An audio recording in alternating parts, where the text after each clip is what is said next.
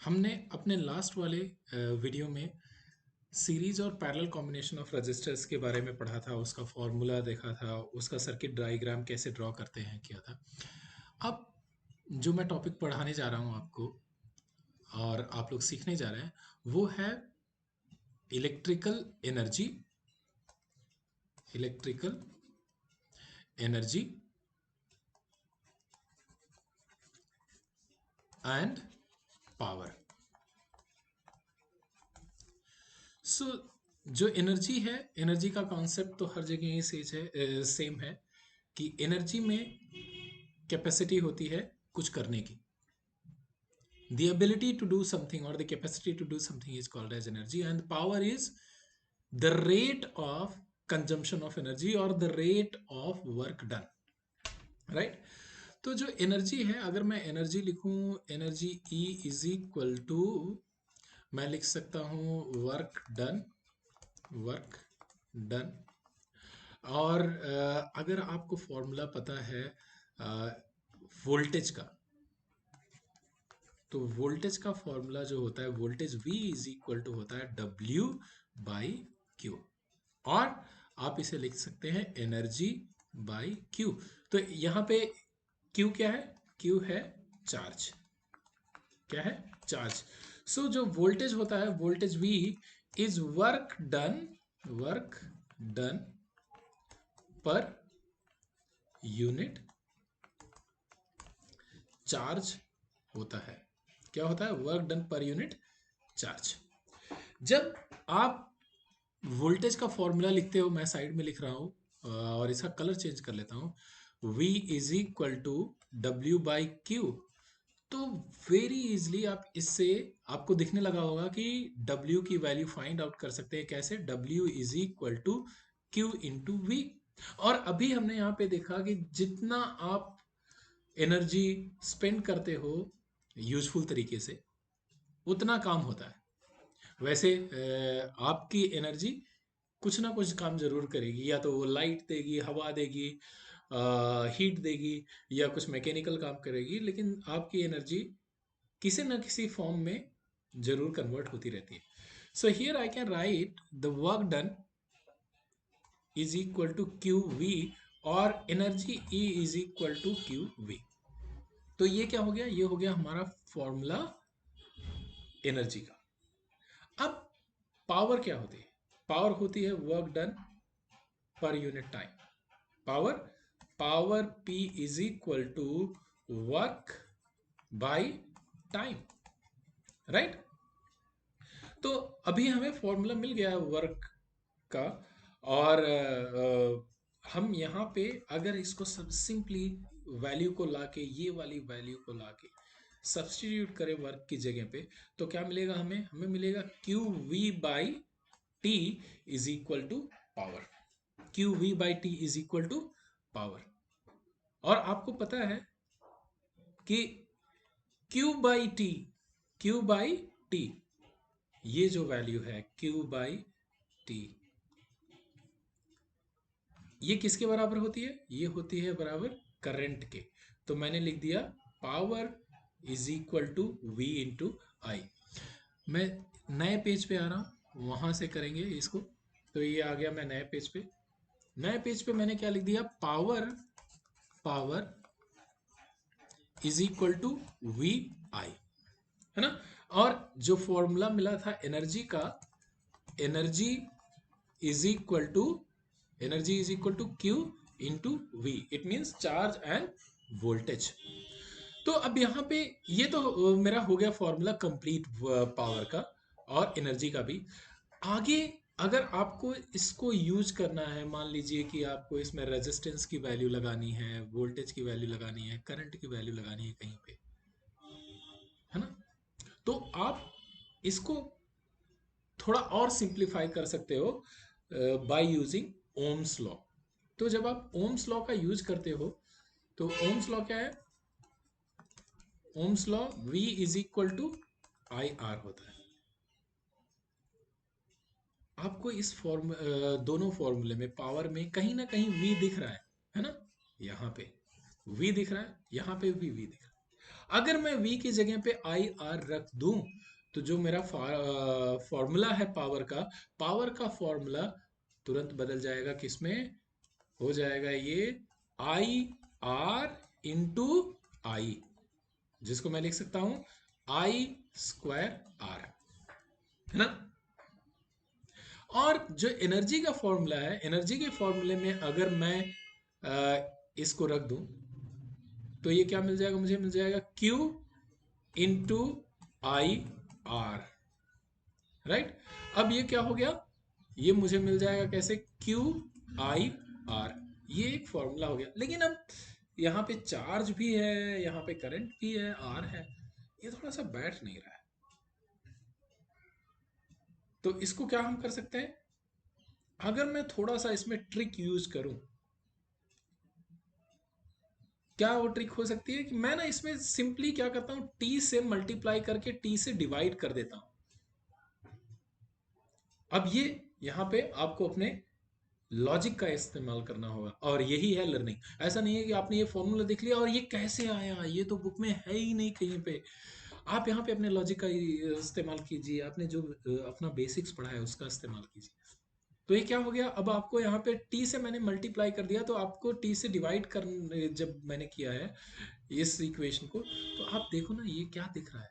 आप जब इसे देखेंगे तो ये दिख रहा है, ये वाला पार्ट ये दिख रहा है Q बाई टी जैसा, पूरे का पूरे का t। सो जब ये Q बाई टी जैसा दिखता है, Q बाई टी, तो Q बाई टी को आप क्या लिख सकते हैं, I, है ना, लिख सकते हैं ना। तो इस स्टेप को मैं आगे ले जाता हूं, यहां से करूंगा क्योंकि अब वहां पे स्पेस नहीं रह गया, तो मैं क्या लिख सकता हूं, I into I R into T. तो ये जो मेरा फॉर्मूला है वो क्या बन गया, आई स्क्वायर आर टी, है ना। तो ये जो फॉर्मूला है एनर्जी का, energy is equal to I square R T, ये बड़ा फेमस फॉर्मूला है।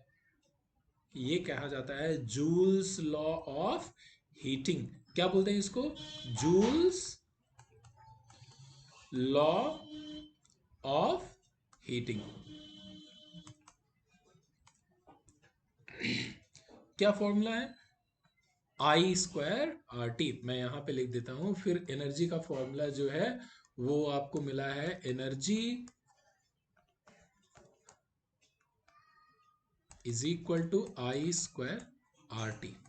अभी ये खत्म नहीं हुआ, यहां हमने क्या किया, वी आई से निकाला आई स्क्वायर आर, हमने क्यू वी से निकाला आई स्क्वायर आर टी। हम अभी इसको और तरीके से भी कर सकते हैं। कैसे, मैं आता हूं फिर से नेक्स्ट स्लाइड पे। अब हमने पिछले वाले स्लाइड में क्या लिखा था, हमने पिछले वाले स्लाइड में लिखा था power is equal to V I, right, और I square R. Energy is equal to Q V और आई स्क्वायर आर टी। और फिर हमने क्या लिखा था, हमने लिखा था, यही तो लिखा था शायद, देख लेते हैं फिर से, क्योंकि मैं भूलना गया हूं, यस। और फिर ओम्स लॉ लिखा था, राइट, ओम्स लॉ लिखा था हमने। सो ओम्स लॉ जो लिखा था हमने यहां पे, ये हो गया ओम्स लॉ। और ओम्स लॉ क्या हो गया, V is equal to I R. अब फिर से कुछ मॉडिफिकेशन इसमें करते हैं। मैं क्या करता हूं, पावर के फॉर्मूले में which is V I which is I square R, I की वैल्यू रखते हैं। तो आई इज इक्वल टू क्या होगा, V by R from Ohm's law. तो जब मैं इसमें लिखूंगा आई की वैल्यू, तो मुझे क्या मिलना चाहिए, V square by R square into R, right.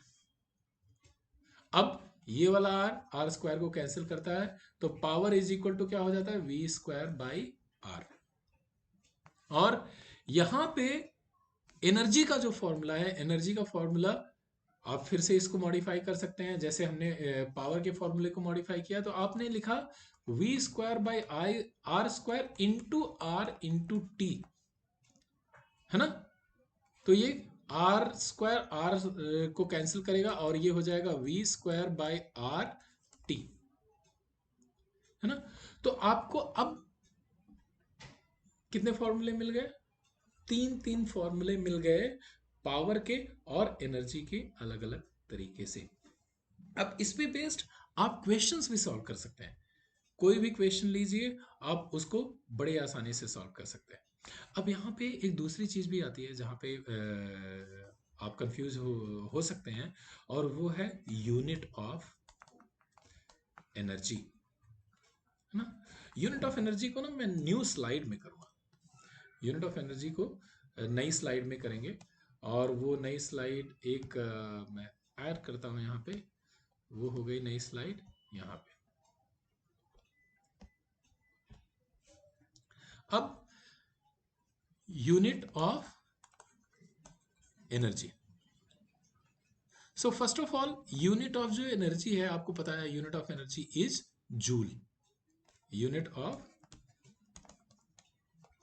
Energy is joule, तो उसको हम कैपिटल लेटर में लिखते हैं जे, है ना। तो अब इस जे की जगह पे इलेक्ट्रिसिटी में खास करके एक यूनिट और यूज होती है, वो होती है क्या? वॉट आर, या फिर और kilo watt hour, kilo watt hour. So अब हम यहां पे लेते हैं कि वॉट आर और किलो वॉट आर और जूल में क्या रिलेशन है। So first of all one watt, 1 kilowatt को अच्छे से करते हैं, सही से मैं बता देता हूँ। 1 kilowatt hour is equal to क्या होता है? 1000 वॉट आर। तो अब आपको पता चल गया कि वॉट आर और किलोवाट आर में क्या रिलेशन है। So 1 kilowatt hour is equal to 1000 watt hour. कभी कभी हम और बड़ी भी यूनिट लेते हैं, जैसे 1 megawatt hour, megawatt hour, और वो कितना हो जाता है? 10 पावर 6 वॉट आर। अब दूसरा हो गया कि 1 वॉट आर और जूल में क्या रिलेशन है। सो 1 जूल अगर आप देखें तो 1 जूल को जब हम कन्वर्ट करेंगे यहाँ पे, तो हम लिख सकते हैं 1 जूल को नहीं कन्वर्ट करेंगे, वॉट आर को कन्वर्ट करते हैं, क्योंकि 1 जूल तो 1 जूल ही होगा, लेकिन वॉट आर को हम सिंप्लीफाई कर सकते हैं जूल के फॉर्म में, राइट। तो इसको मैं अभी यहाँ पे छोड़ देता हूँ 1 जूल एज इट इज, और उसकी जगह पे लिखते हैं 1 वॉट आर। सो ये जो वैल्यू है ना 1 जूल की, मैं यहां पे यूज करने जा रहा हूं। तो वॉट क्या होता है? What is unit of power, और पावर का फॉर्मूला क्या होता है? Energy by time. सो जो ये वॉट हो गया, वो क्या हो जाएगा? Joule by second. अब आपको पता चला कि मैंने इसको छोड़ा क्यों यहां पे, क्योंकि वॉट बड़े इजिली डिराइव हो जाएगा जूल पर सेकेंड से। सो जूल पर सेकेंड। अब दूसरा जो यूनिट है यहाँ पे है आर, और यहाँ पे है सेकेंड। तो कुछ ना इसका रिलेशन नहीं बन रहा है, तो इसको मैं क्या करता हूँ, दोनों को एक जैसा कर देता हूँ। तो इसको मैंने लिख दिया जूल, और इसको लिख दिया सेकेंड, और जो आर था मेरा उसको मैंने कन्वर्ट कर दिया किसमें? सेकेंड में, राइट। और 1 आर इज इक्वल टू कितने सेकेंड होते हैं? 60 × 60 सेकेंड, राइट। 60 × 60 सेकेंड। तो अब मुझे क्या मिल गया यहाँ पे? मुझे मिल गया पहले तो 3600, और ये सेकेंड और सेकेंड अब यहां से कैंसिल हो जाएंगे, तो आपको क्या बचा रह जाएगा? जूल, है ना। तो अब आपको देखो रिलेशन ऊपर वाला क्लियर दिखने लगा होगा, जूल और वॉट आर का।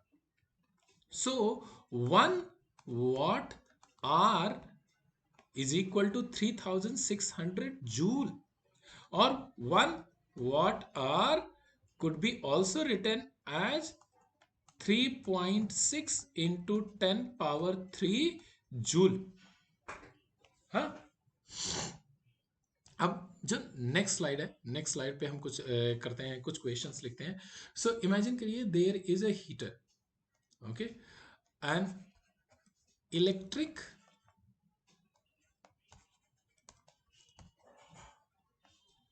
heater of 1500 watt consumes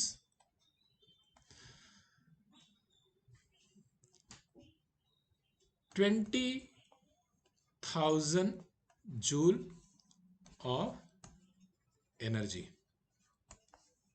Okay, calculate the time for which heater was on। तो ये बड़ा सिंपल सा क्वेश्चन हो गया, और इसमें क्या करेंगे हम, डायरेक्ट कॉन्सेप्ट यूज करेंगे। कॉन्सेप्ट किसका?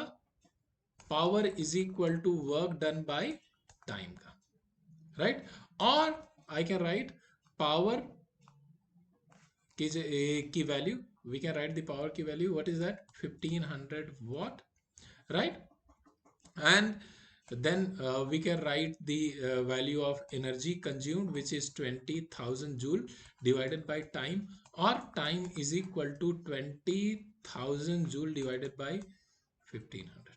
अब ये हो गया कैंसिल, और ये आप क्या कर दोगे, इसको कट कर दोगे तो 15, इसको कट करने में टाइम जाएगा, 1 आ गया, और फिर ये 15 to the 30, 15 3 is 45, so 1.33, और यहाँ पे बचा था कितना, 2 zeros बचे थे, तो 15 10.33 के आसपास आंसर आएगा आपका second. So what was the time for which heater was on? It was 10.33 second, और इफ यू कैन से रफली 10 सेकेंड, राइट? अब इसमें एक स्लाइड और लेके थोड़ा सा कॉम्प्लेक्स क्वेश्चन अगर हम करने की कोशिश करें, और मैं कहीं से किसी टेक्स्ट बुक से अगर क्वेश्चन निकालता तो आप उसे सॉल्व कर सकते थे, और हम भी सॉल्व कर सकते थे, लेकिन मैं लिखता हूँ, थोड़ा सा टाइम जाएगा, but you must wait to see guys. तो यहाँ पे क्या है, ये मैं एक क्वेश्चन ले लेता हूँ, यहाँ पे क्वेश्चन हो गया practice question. And electric bulb of 50 watt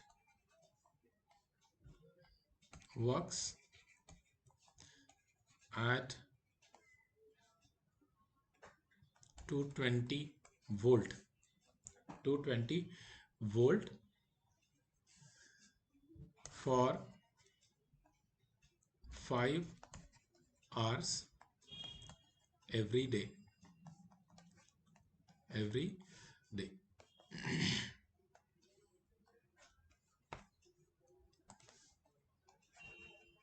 every day, calculate the energy consumed by the heater after 30 days, है ना? तो देखते हैं ये इक्वेशन कैसे आता है। तो इसमें क्या क्या हमें दिया हुआ है उसको पहले हम देखेंगे। हमारे पास वैल्यूज क्या क्या है? वैल्यूज हैं 220 वोल्ट, वीक दिया हुआ है हमें 220 वोल्ट। हमारे पास पावर है, पावर कितनी है? 50 वॉट, राइट? और हमारे पास टाइम है, टाइम कितना है? 5 आवर, राइट? तो इसको सॉल्व करने का दो तरीका है। पहले तो आप डायरेक्टली कर सकते हो, energy E is equal to P into T, ना, P इंटू टी। और energy E is equal to power कितना हो गया आपका 50 इंटू 5, तो ये आ जाएगा एक दिन में वो 5 घंटे चलता है, तो टोटल एनर्जी का कंजम्पशन कितना हुआ 250 जूल, राइट। 200 एंड ये आवर्स में है, I am wrong, it's not 250 joule because we need to convert it into from hour to second. So time is 5 hours. It means 250 into 3600. But it's on for 5 hours every day for 30 days. So we can write 250 into 3600 into 30. And after using the calculator you can find the solution answer of this problem. And let me do the calculation for you, and you can also do the calculation if you can comment what is the value of this numerical. So 3600 into 30, so I am getting 270, and after that 5 zeros, so into 10 power 5 मैं shortcut में लिखता हूँ, और ये ना जो मैंने comma लगा दिया इसको मैं निकाल देता हूँ, क्योंकि अब मैं इसको थोड़ा सा और 2.7 इंटू 10 पावर 7 जूल लिख दूंगा, करेक्ट।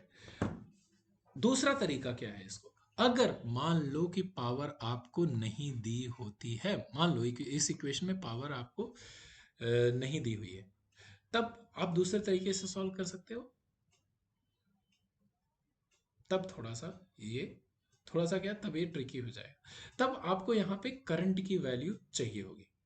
लेकिन अब मैं जैसे दिखाना चाह रहा हूं आपको कि करंट का कॉन्सेप्ट यूज करके कैसे फाइंड आउट कर सकते हैं। तो पहले अगर मैं ये फॉर्मूला यूज करूं E is equal to V I T, E is equal to V I T, तो इसका कॉन्सेप्ट मैं कैसे यहाँ पे यूज करूंगा, वैसे जरूरत नहीं है लेकिन इसका भी कॉन्सेप्ट यूज किया जा सकता है।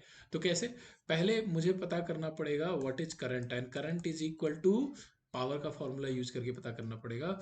Current is equal to how much, E is equal to VI, tell me guys, so I is equal to P by V, and power कितनी दी हुई है 220 volt, right? And no sorry, power is not 220 volt, I'm wrong here, sorry for that. And so here power is 50 watt divided by 220 volt. अब उसको यहाँ पे रखेंगे 50 divided by 220 volt, जो कि करंट की वैल्यू है, राइट।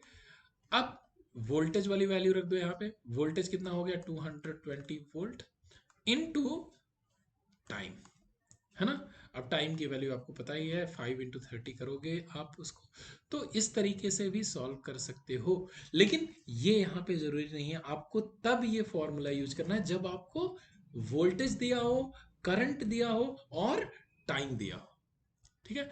तो इस पे मैं बहुत सारे क्वेश्चंस आपको करवाऊंगा पावर से रिलेटेड, एनर्जी से रिलेटेड, जिसमें वो आ जाएंगे। अभी मैं यहाँ पे सोच के लिखूंगा तो काफी टाइम चले जाएगा वीडियो में, और वो शायद कैलकुलेशन में बराबर फिट ना। Thank you guys for watching, and let's solve some questions related to electric power and energy in next video.